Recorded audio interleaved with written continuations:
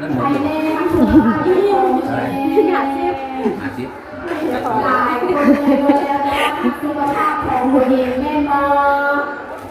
อันตัวนี้ไหมมีกันยุ่งมีรถที่แต่ว่าสุขภาพตัวดีก็ดีอกดีใจแน่นอนนั่นแหละการน้ำของตัวดีด้วยนะของพ่อขายแม่แม่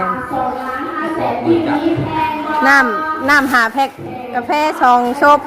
เงิน50,000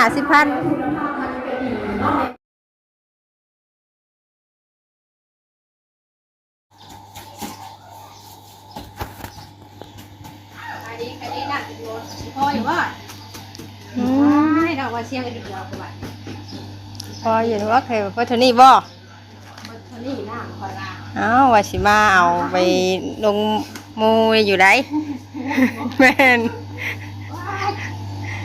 เราว่าเท่านี้ยันว่าพ่ออยู่เพิ่นว่าเนาะ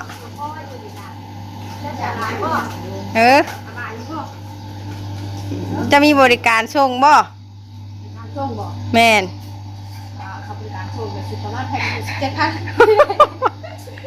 คิดค่าน้ำมันบ่ล่ะตายเด้อเป็นไก่บ่บ่ไก่ไปแล้วนะเฮ้ยเดี๋ยวจ้ะอ่ะส่งฟรีก็ได้ส่งฟรีเนาะเดี๋ยวกินกันว่าสิเอากาแฟน้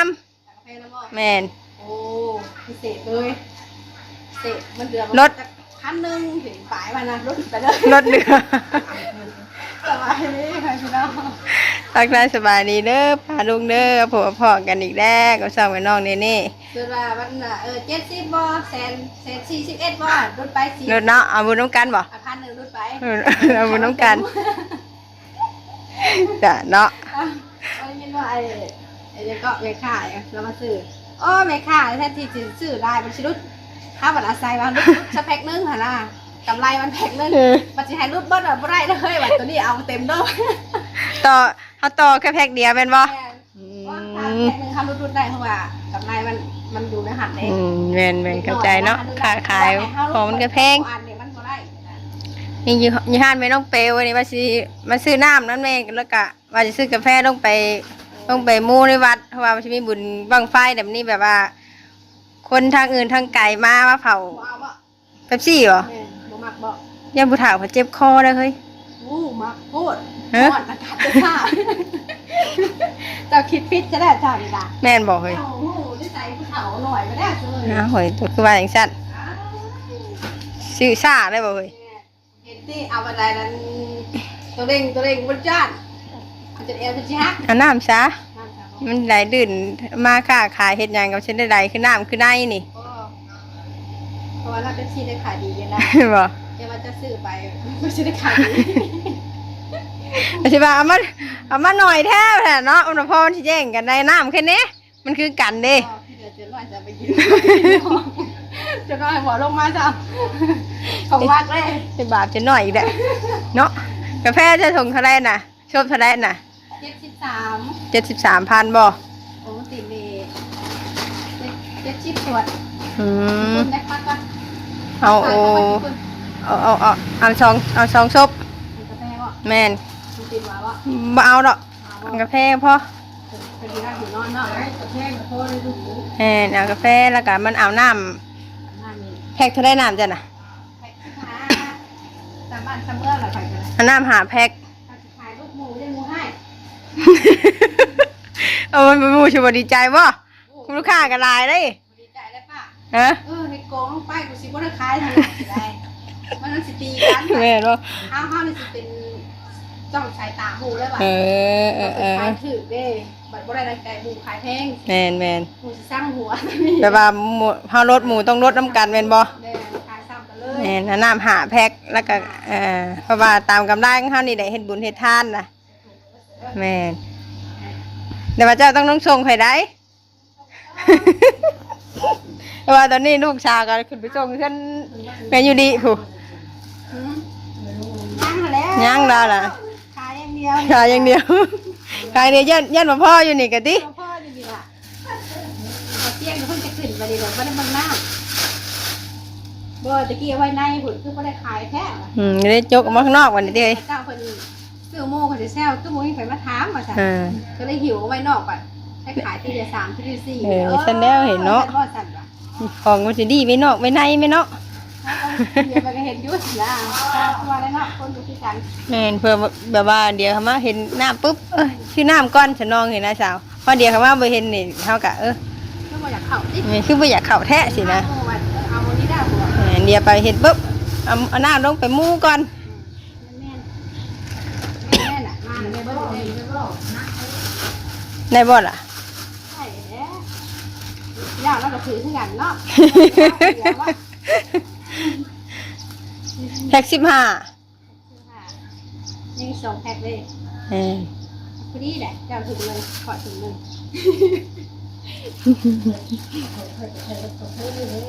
แม่นแล้ว เฮ้ยถึงกันนะฉันว่าถึงว่าเด็กมันจะได้คือหน่อยบ่อย ทำกำลังนี่แหละ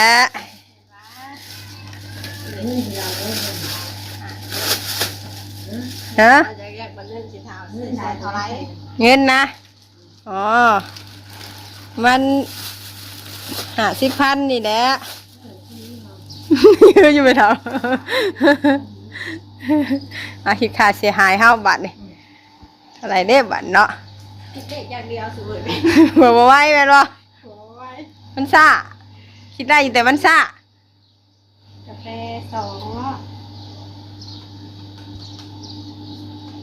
มาย่าพี่เฮ้ย ซ่าหรอมันหล่นไปน้ำก็มี มันเกินบ่ ดุด เขาคิดเกินแม่นบ่เขาคิดดุดเด่นบ่ แม่น เอา หากำลังถึงแล้วกำลังถึงอ่ะเด้อ2รัก2เลย2 221 แม่น เลขงามเฮ้ย221 2ก็ได้อ่ะ 20บ่บุญน้ำกันเนาะ ก็จะบอกว่าถ้ามันเหลือนิดหน่อยก็สิให้เต็ม เอ ๆนะ โอเคทำกันเรืออยู่เนาะจ้ะเนาะ ขายดีกว่าเด้อมาชื่อ มันจะยกเงินค่าจ่ายค่านี่ก่อน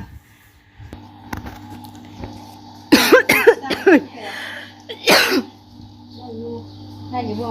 ได้ยินแล้ว เขา งาม ใส่ เลย เขาใส่ใส่เพิ่นมาใส่หัว เปลี่ยนสินลงวัดอ่ะราคาเสียหายแม่น ก็ราคาพันแพงครับเอ๊ะเงินมากเลยน่ะสนใจคุณแม่ไปโทรบอกลูกสาวแน่เลย เอาแม่จะไปโทรหาบ่จ้ะฮะแล้วแต่ลงมาชื่อนี่แม่ตัวไปเลยได้ มา ไปกับชามอนนะ เอาผ้าให้เอ้ยเด้อเสร็จเด้อ พอดีเลยติ thank you นี่สินให้เจี๊ยบมาได้บ่ แม่ตัวนะ แม่ตัวไปเฮ็ดเด็บ ไปก็ได้ไปห้างเจลน่ะนวดเข้าไปห้างเจล เห็นหน้าแล้วก็ทางให้เพิ่นมาเผาห้านทางทำนี่ทำสินได้บาดอันนี้ก็ยังบ่ได้มาได้ทางนี้ก็ได้เป็นซ้อน สินนี่เพิ่นบ่อ่ะทำนี่3ชิ้นก่อนซะเดี๋ยวเพิ่งไปก็ได้เดี๋ยวลงไปวัดว่าเพิ่นมีแนวมาจกสนุกสนานความได้เดี๋ยวนี้ลงอย่าลงไปเบิ่งฮะ จุบ่เด้อ บ่ทันบ่ เอายามาสู่ประกาศจุบ่เด้อ โอ้ยยังอยู่ดอกแต่จักๆแต่เด้ ให้รุ่นเผาให้รุ่นเผา มันไม่ใช่ชาม บ่นึ่งข้าวห้าน รวมๆเด้อบ่ได้ทุกฮอดเลยฮอดได้ ได้จ่ายได้คันนี้พอดีเลย เดี๋ยวไปเลยอันก็เอาบ่เด้อ เอ้คือการว่าจ้าวันนี้ ลงกันแม่ไปกับกาแฟไอ้โอมตินกับกาแฟน้ำเลยค่ะน้ำแพ็คเลยน้ำแพ็ค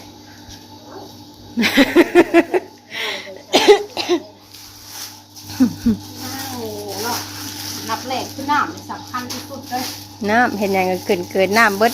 สิกินยังอียังก็ตามแต่น้ โอ้ยปัดเสียงเห็ดแก่ๆแล้วบ้านเนาะน้ำไหมปะ ำน้ำได้ปลาเสียงเอ้ยติ น้ำมาแล้วเสียง อันก็เห็นกันเขาอันรถใหญ่มาส่งน้ำแพ็คไปสิเลยมันถูกกว่าบ่แพงบ่ แจ้งเลยโอ้โหพี่จัง กันเห็นเมื่อวานซื้อน่ะบ่รถคันบักใหญ่เด้ น้ำเนาะ เออ โอ้เพราะว่าเป็นคนถูกเอาเลยนะ น้ำแบบนี้ได้จ้า เอาไป มีห่อนี่แหละ น้ำใส่ไปที่หวาน โอเค เงินค่าหนีแล้ว นี่บ่อย่าล้อไปตายลูกเอาใหญ่ยังเอาบ่ได้ให้ขาใหญ่บ่เอาแล้วนะน้องใหญ่กินไปเลยกินได้เลยนะครับชาวประจักษ์เขาสิขึ้นสิเกินกินโดด เกินไปเลยติ จะจ้างว่าอ่ะถ้าเฮ็ดชีวิตเขาชีวิตท่านจะดีขึ้น เออ เบิ่งชีวิตคนเฮาเราบ่ได้ยากเลยเนาะบ่ได้ยากบ่ได้อ่านยากเลยเป็นยังว่าชีวิตคนเฮาสิแย่แท้ว่าเบิ่งการกระทำเขาเองเขาเป็นยังชีวิตเขาคือดีขึ้นแท้จ้ะเบิ่งการกระทำเขานี่ ไอ้อ้วกใช่ดิ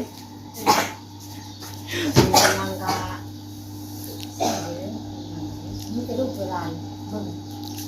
ลูกเต้าก็เบิ่งเลยลูกเต้าก็ เอานั่นหัวนี่สิ เนี่ย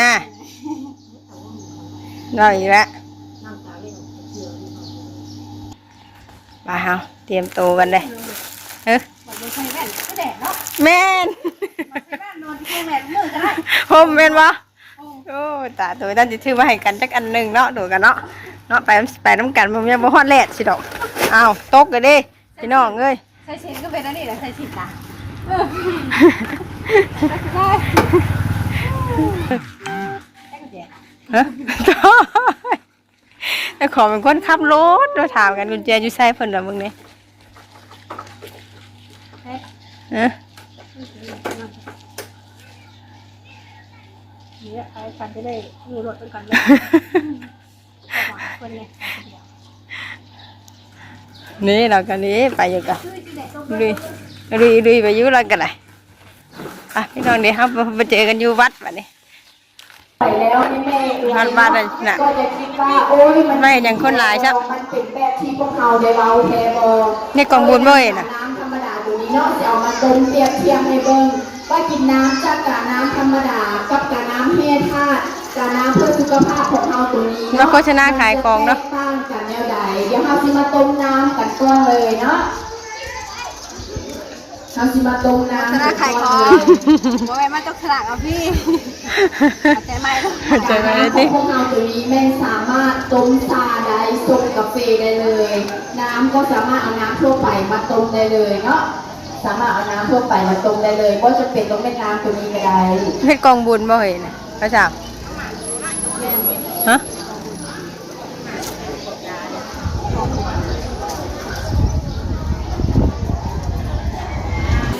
ไปย่างแล้วเท่าไหร่ลุยไปเยอะ ตอนนี้เดียวชนะไปลงกองจากห้างขายของเราได้ผู้ใดที่ว่าเจ็บกระเพาะเป็นกระเพาะชนะดีคนได้ชนะไปพยายามไปในตาม บอกเพื่อนนะจ๊ะชื่อ ชนะแล้วเรามาทดลองวิธีการเนาะ ผมแล้วขึ้นมาที่นี่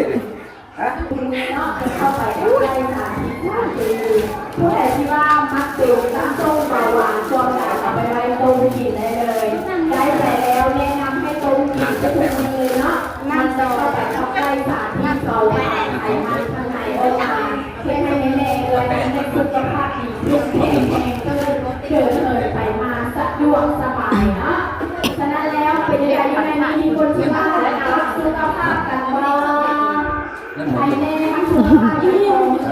อยากเช็ค อาทิตย์ หลายคนเลยว่าแล้วสุขภาพของตัวเองแม่มาทุกคน อันตัวนี้ไหม มีเงินอยู่มีรถที่แต่ว่าสุขภาพตัวเองก็ดีอกดีใจแน่นอนนั่นแหละการน้ำของเราตัวนี้ควรทานของพ่อขาย2,500,000ที่นี้แพงมาก น้ำหาแพ็กกาแฟซองชบเงิน50,000 คุณภาพมันก็ดีเนาะแน่ๆราคานี้ไม่ตกแพงทุกมื้อนี้เวลาเราเจ็บเราป่วยขึ้นมาขายหาหมอมันเป็นเท่าไหร่400,000 500,000บางที่ก็เป็นล้าน2 ล้านแต่มีแม่บอยไปหลายที่ว่า4-5 ล้านบ่ลุ้นเนาะผู้ใดได้จากน้ำแม่ค่ะจากน้ำเพื่อสุขภาพของเราตรงนี้สุขภาพดีขึ้นคนมันดีต่อไป 50,000 มือนี้ อะไรบ้าง ให้เอาว่าเอาเนาะเจ้าของร้านตั้งเสร็จที่แม่เอาสีมา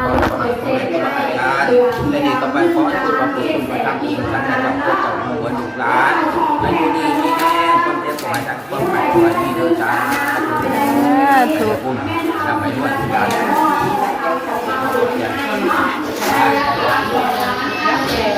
เขาแถมให้ฟรีเลยเนาะ มาเขาเฮ็ดจังไง แล้วขึ้นมาแล้วยังก็พอเนาะ ลงวันจะมาลงวันเนาะ แม่ ไม่เห็นเป็นชิ้นตัวประหยัดน้ำมันเหลือเพื่อนในสมัยในราคาแพง กูมีอย่างนี้ดิ ให้ไปอีกเนาะ ทั้งวันก็เซลอยู่เลย เหลือเพียงแต่1,700,000ที่พนันได้สาขานี้ไว้เลยเนาะถ้าว่าไปซื้ออยู่บริษัทเฮาแม่นก็ได้ราคานี้อยู่บริษัทเราขาย5,800,000ที่แต่ว่ามื้อนี้เฮามา เฮ็ดเฮาเพิ่งบ่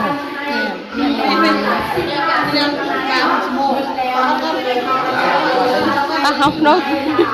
มีตอนนี้ผู้ใดอยากได้สินค้าของพวกเราตอนนี้เนาะ เอ้ยคนหลายไปเบิ่งเมื่อเช้า มัดจำได้ป่ะ100,000กี้ ไปเบิ่งกันได้ซื้อแล้วมาเอาหรอกฟังเบิ่งกัน ที่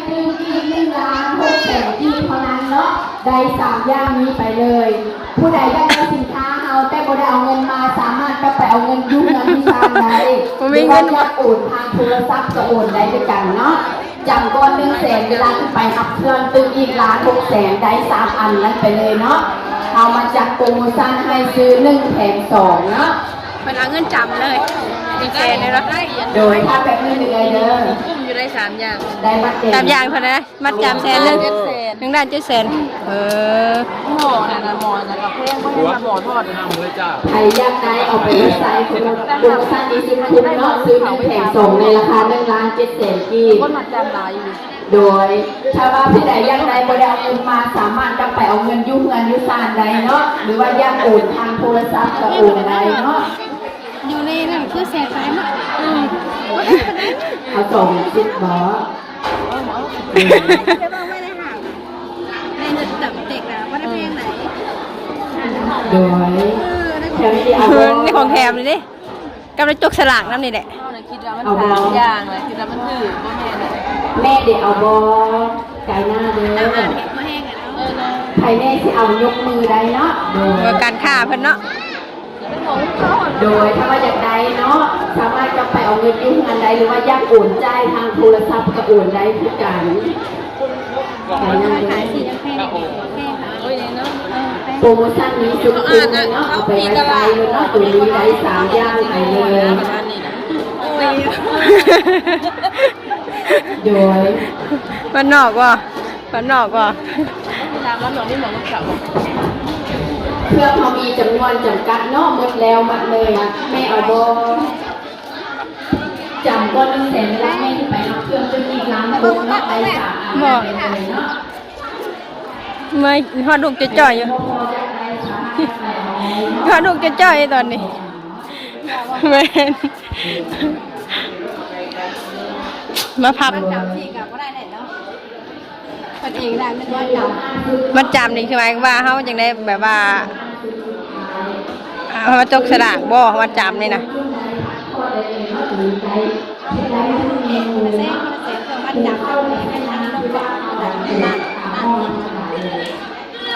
แต่ถ้าว่าลงแบบเงินเดียวคนเขาซื้อ เนี่ยแม่นบ่ได้เอาเงินมัดจำคนอันเศษนี่คือว่ามาจกสลากเอาอันนี้ทำได้มันไล่ตัวนี้ คนคือแจกกันเอง เพิ่นแจกใส่ อ้าวเหรอคนไหนคนแจกเงิน บ่แม่นบ่แม่นใช่ไหมล่ะแค่เพิ่นเชื่อว่าเขาได้บ่มีเงินก็ขึ้นไปเอาเด้ออันนี้ราคา1 ล้าน1 ล้านเท่านะ1 ล้าน700,000มัดจำเงิน1 100,000กีบจกสลากโปรโมชั่นโอเคจันแม่นี่ใช้ลาป่าลงไปก่อนเด้อพบกันคลิปหน้านี่สบายดีเด้อ ไปกันลงวัดลงว่า